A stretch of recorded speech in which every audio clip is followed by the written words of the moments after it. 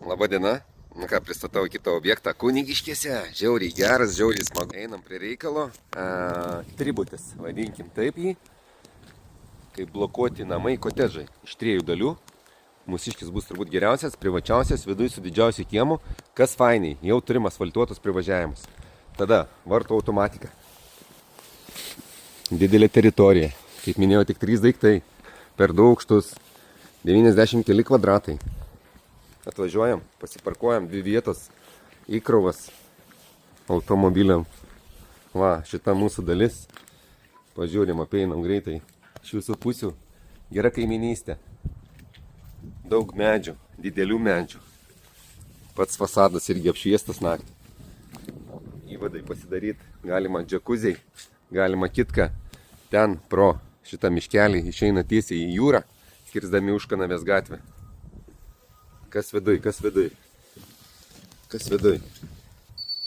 Beje, darau šį video pats pirmą kartą atvažiavęs, neapsižiūrėjęs, tai viską pasakosiu, žiūrėsiu kaip iš jūsų pirkėjų pusės.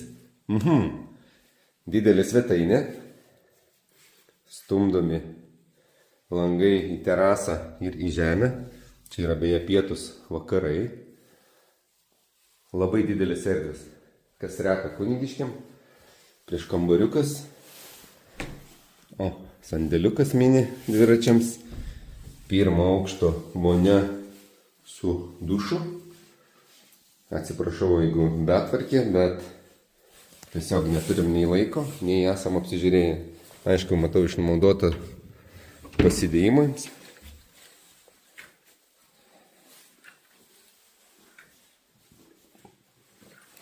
Jo, erdvės tai įspūdinga. Labai didelis. 2 aukšto sanmazgas. Ką čia turim? O, irgi puikiai išnaudotas erdvės po ir virš laiptų.